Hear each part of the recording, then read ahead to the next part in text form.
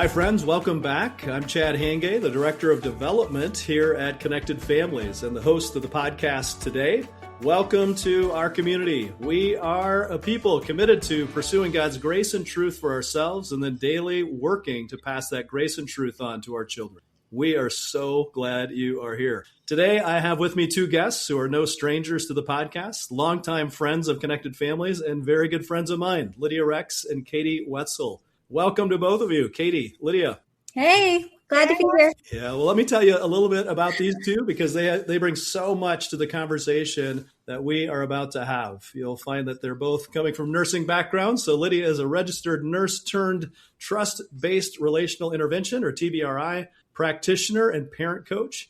She works with families who have adopted kids at Bienemy Farm, a Connected Families partner organization in the Twin Cities. Lydia and her husband Kyle have two kids, and together they love homeschooling, getting outside, and reading lots of books. And Katie Wetsell has worked as a pediatric oncology nurse and a pediatric nurse practitioner.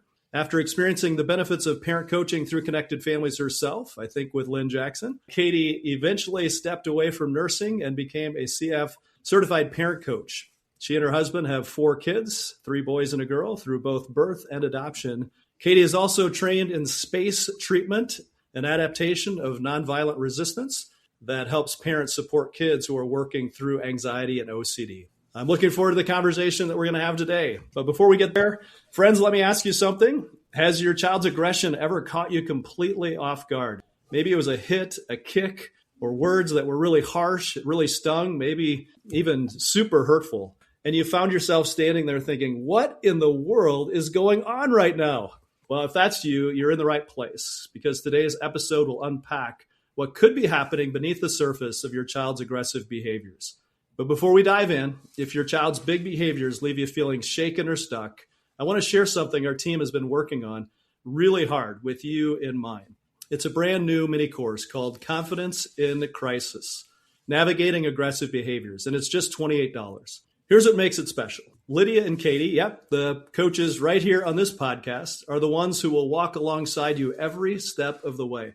They've woven the Connected Families framework, trust-based relational intervention, and nonviolent resistance into a single, practical, faith-filled experience.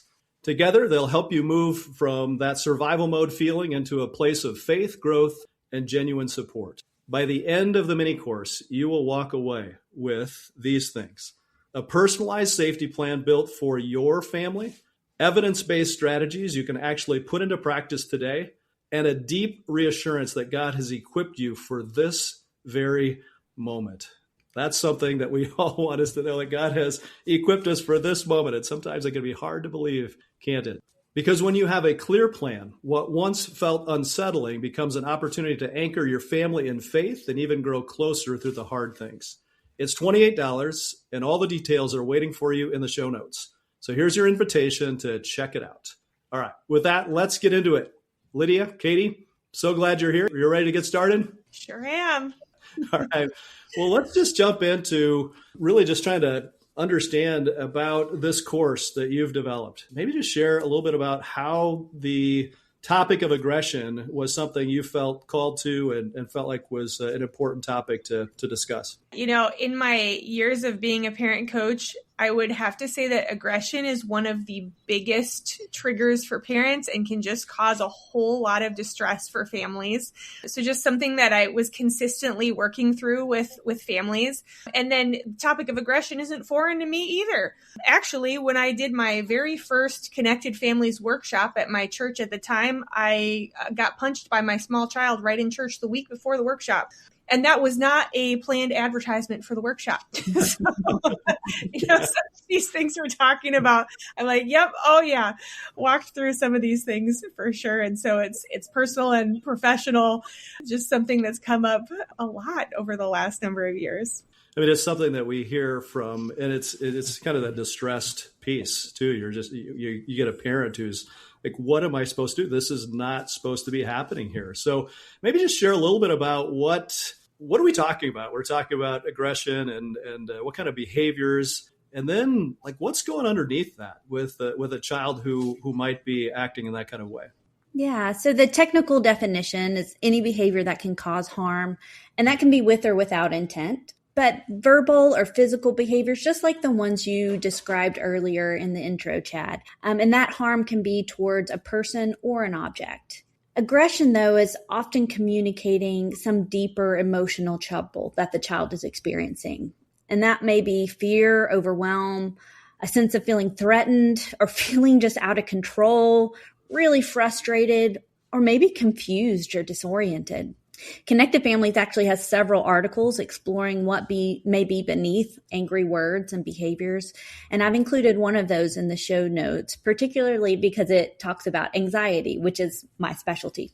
Some other things, though, that you may need to consider are some physical factors, some brain and body differences that may actually need evaluation from a specialist or even treatment from a specialist. So some of those things are nutrition, things that might be missing in their diet that make it harder for their brain to regulate, lack of sleep, hormonal variations. So we see more aggression in boys than girls, just personality, or maybe more than personality, neurodivergence that makes it harder to control impulses. Also, if a child has been exposed to violence, they're more likely to have violent behavior, but also just physical pain. I don't know if that's ever happened to you when you stubbed your toe and wanted to hit something, right? But there may be normal variations too. So we see more aggression in preschool age because of language development, emotional regulation at that age. So there may be some normal factors as well. But a lot of these things are outside the child's control, and they often lack the skills to communicate what those things are and how to cope with them. So again, this is where getting help from a specialist can give you a little more insight into what those things are. But deeper down in our spirit, we all struggle with sin. And aggressive behaviors are one of the most immediate and clear examples of how destructive it is to try to solve problems in our own strength apart from God.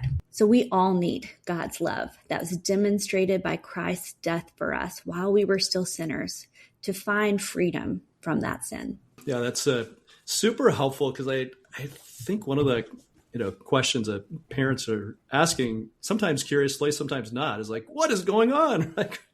And it's a really great question. And so I appreciate the recognition that maybe there's some other things happening here other than just what I'm seeing on the surface. And I think I know the answer to this, but I'm going to ask it. Does the Connected Families framework apply here? Oh, good question, Chad. I really have spoken to families and even felt like this myself sometimes, like, oh, well, that was a great article, or I love that Connected Families course, but we have bigger things going on in our home. And so we must need something different. It can't be enough. But the answer is absolutely. The Connected Families framework still applies. And even if additional supports and tools are needed to help support a child struggling with aggression or other big behaviors, the messages of the framework, I would say, are more important than ever, right? And when we talk about the Connected Families framework, we always want to emphasize that it's not about a method. It's about the messages. And so the things that may be helping and supporting your child, yeah, there might be some additional layers to that, but those messages, yes, we need those so much, especially for a child who is really struggling. It can be really easy for us to react during crisis moments. And we have to realize there are no quick fixes. There is no magical solution for aggression out there. It takes time and intentional messaging to support and equip and guide our child to the other side. So we really need, what we really focused on in the online mini course is we need a plan to send each of those messages in the midst of the struggle. Right? You are safe with me. You are loved no matter what. You are called and capable, and you are responsible. We know that these are transformative messages over time. And for us to be able to take a little bit bigger picture view and make a plan for how we're going to send those messages is really powerful.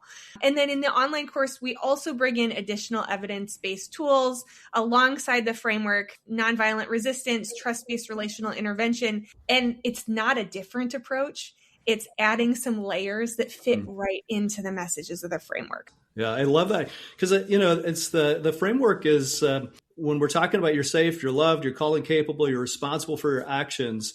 Connected families, that framework allows for other resources to inform it, right? So it's not like, oh, it's just the connected families framework. There are lots of books out there about helping our kids grow and learn. And we talk about through the lens of coach, like you're called and capable. We're going to help you grow in your skills. You're safe with me. It's a what are we doing inside of what's going on inside of us? Like there are other resources that help us in so many different places. But I think the framework really helps tie it together, pull it together, and help it maybe make some sense in some ways as well. So most people who come into whatever specialty they may have come into it because they've had some experiences, either personally or close to them of some sort of thing. So just, thinking back a few years in your own parenting before you kind of understood what was driving some of the behaviors that you might have been seeing in your children. This is starting point for us at Connected Families, the what's going on in you as a parent. But what was going on inside of you as you were seeing some of the things that maybe you were seeing? Yeah, personally, I remember the pressure and the thought of like, I have got to make this behavior stop. Yeah. And there's shame about it. There's anxiety, worries about the future felt really big. And at the same time, I kind of felt like if I could just figure out the best strategy or even a good enough consequence, maybe I could make it stop. Maybe I could make it stop. And I was then failing because I hadn't figured it out. The truth of the matter is, when a child is struggling with aggressive behaviors, there's a lot that feels out of our control and really is outside of our control. We can't just make it stop with some magical solution. But what was really encouraging to Katie and I, and even just affirming about, as I thought back about some of my own experiences over the years, there are some factors that are in our hands. And research shows that those factors are actually the most influential in helping a child through the struggle of aggression. So what we've learned is that kids with big struggles don't need a parent to somehow magically fix it, because that's impossible, but they do need parents who are steady, who have a plan, who can move forward with faith and stability instead of fear and desperation. And these are things that we can work on as parents, and that will help our kids over time. How about you, Katie? What would you want to say about that? Yeah, 2 Timothy 1:7 has been really helpful for me to see what the grace and truth is about what is in my power, what I can do. And it says, "For the Spirit God gave us does not make us timid, but gives us power, love, and self-discipline." God gave us His Spirit, and that empowers us to help our struggling child. But also He gave us each other. Parents often feel alone and might further isolate themselves out of shame or embarrassment. But both parents and kids need a community of supporters in their life. Other adults who respond to their distress with faith, hope, and love. This helps both parents and children grow in grace and truth. And that guides our beliefs and our bodies to trust in the Lord in times of trouble. So in the course, we go into more detail about what a formal ask for support might look like and how to ask for that specific kind of support you need when dealing with risky behaviors. And next podcast episode, we'll even role play that. Yes, well, that's we love a good role play at Connected Families, because I think one of the things that parents struggle with is it's like, yeah, these concepts sound great, but like, what would be coming out of my mouth right now? Like, how in the world would I ever interact? And I think, as both of you reflect a little bit on what you've learned or what was going on inside of you when you were seeing behaviors, that statement, I have got to make this behavior stop. Like, as soon as we move into that, we are now our main goal is to get this to stop. I wonder about what drives that. You said shame, anxiety, things like that, but how in the world are we supposed to move from this, I've got to get this to stop, to, because we talk about toxic beliefs and we talk about graceful truths. I don't know if you can enter into that for a minute, but like, what did you start telling yourself? If this has got to stop, isn't what I'm supposed to be telling myself. Any thoughts on that? Yeah, my first thought is to look at what's true about that this behavior isn't okay. It is something that I want to help my child correct.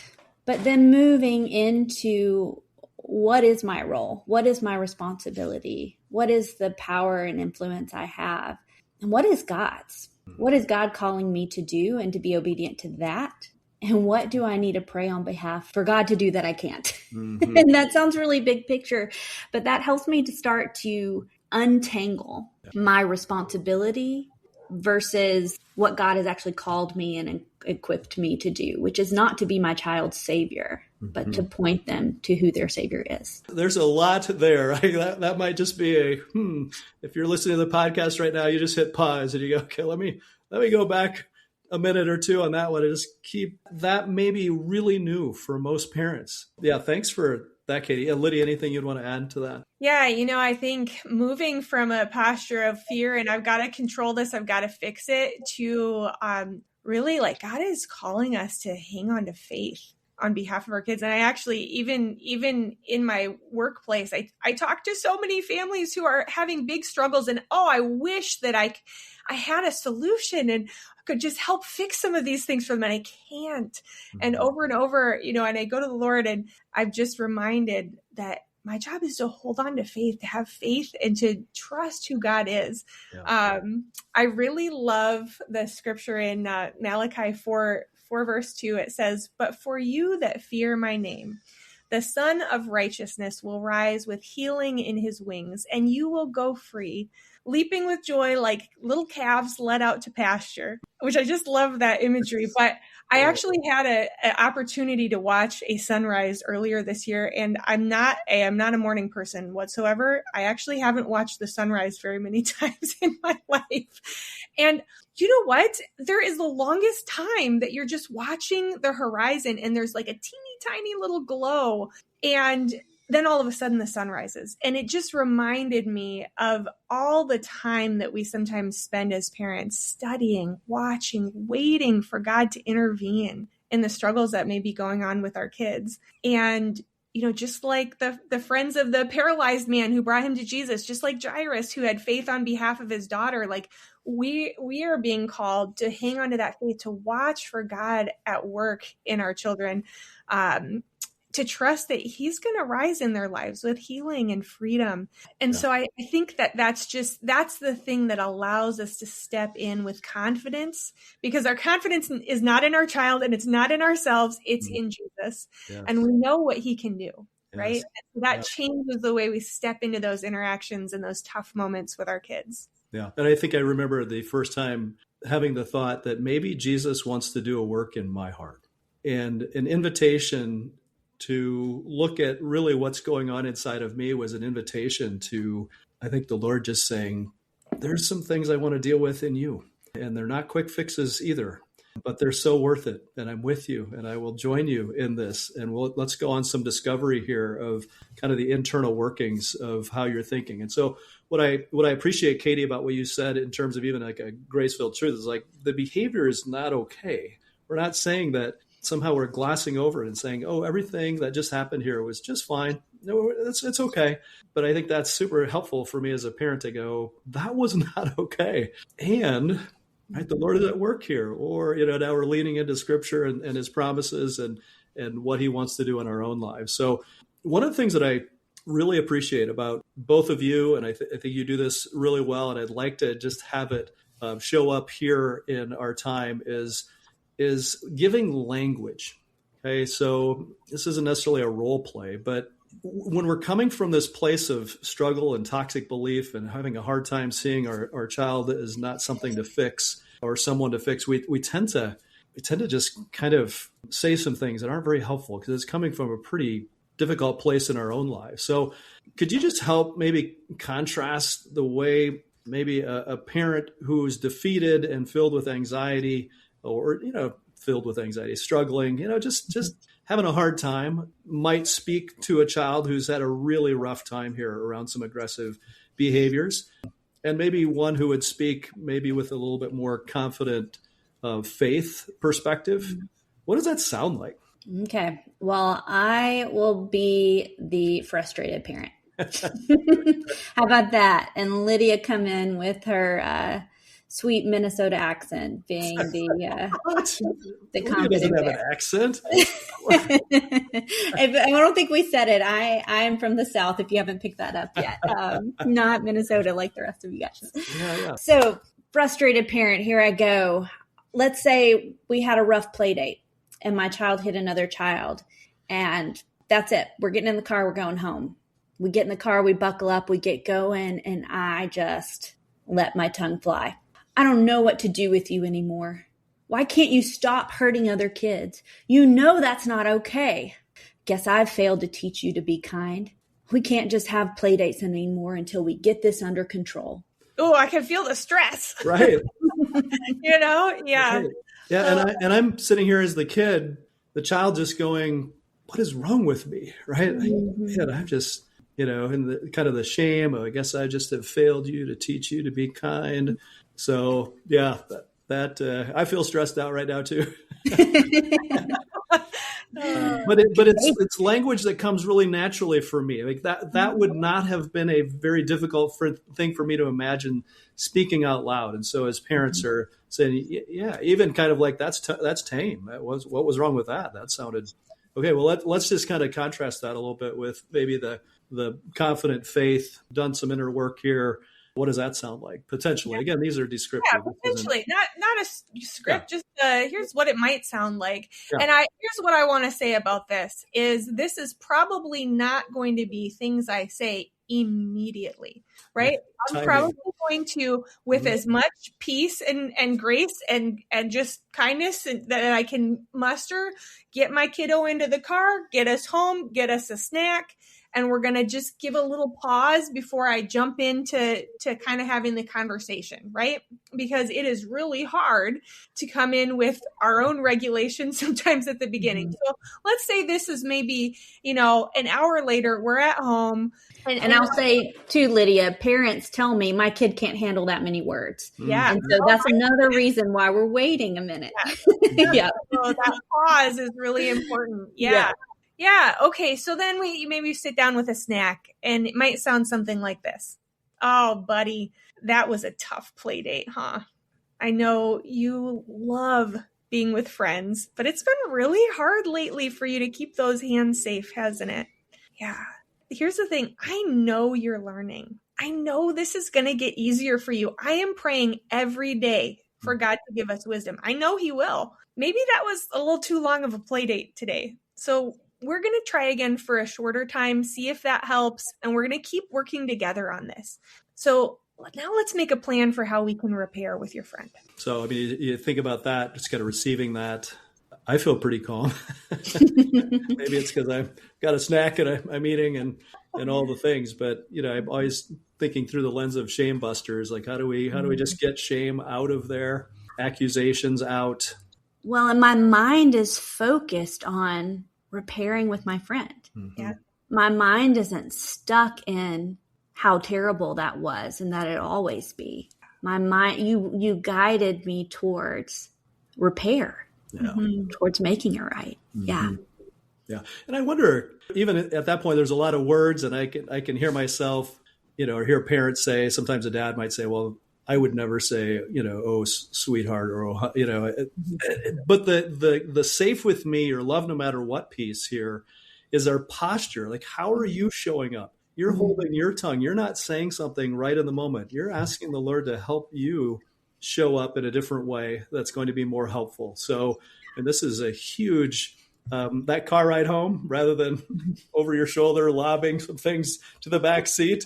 And I call that venting for parents. It does very little to help kids. Actually, it's just the way of blowing steam sometimes. It's like, that's the work. Then you show up. It's like, hey, had a tough one today, didn't you? Yep. It's all right. That happens. We're going to figure it out. Like, you're learning. And I really like the line that you said, something along the lines of, this is going to get better, or, we're learning, you're learning. It's not always going to be like this. And I just like, oh, it isn't. Right? Hey, I felt like that so much myself as a mom. Like, how many times have I needed to tell myself as an adult, this is going to get easier. Yeah. We are learning. Our kids need to know that too. So I know we're coming to a close here. Going to wrap up in a minute or two. Do you want to just bring your last thoughts to this before we move into part 2 next time, where we talk a little bit more about kind of the coach correct, the called and capable, responsible parts of the framework. Yeah, I just want to encourage parents that this foundation work, this searching our hearts, or if we don't know what's there, asking God to search our hearts. I think of Psalm 4:4, that be angry and do not sin, but lie on your beds, search your heart, offer right sacrifices to the Lord. To go to the Lord with where you're at and to let him be your anchor so that you can show up with your child in their storm and be that anchor, because you've got the most solid anchor of all. Absolutely. I love that so much. I think, like this starts with us receiving the kindness, the grace, the presence, the mercy of Jesus with us in that car ride home as we're preparing to talk with our child. And when we can receive that strong foundation from our Heavenly Father, then we can step into these moments with a foundation that really is steady. Mm-hmm. And as we understand ourselves, then we're able to understand our child and see their struggle more clearly, what it's like for them. That's that bridge to what comes next. That's so powerful. Most important question, I think, for me as a parent, and it's one that we invite people regularly into at Connected Families, is before what should I do, which is a good question. We ought to have some responses for that. But the first one is, what's going on? Like, what is going on in me? What's it like to be my child? Maybe this isn't just outright defiant, disobedient, whatever. There's a lot of pieces that you unpack a little bit more in the mini course. And I'm just so grateful for both of you. Thanks so much for jumping in here and sharing your wisdom and your experiences. Just appreciate you so much. Thanks, Chad. Thanks for having us. So thanks for tuning in today, friends. If you found this episode helpful, please share it with other parents in your community. Text them the link, share it on social. Hey, we are all in this together and we want to support each other. Connected Families is a nonprofit ministry made possible by The Table and other donors. The Table is a group of people from around the world who are committed to Christ-centered transformation in families. Their monthly giving equips parents and caregivers with biblical and research-informed resources that cut the overwhelm and guide parents well. Would you consider joining us at The Table today? For more information about Connected Families, follow us on Instagram, Facebook, or YouTube, or go to connectedfamilies.org. We will see you next time.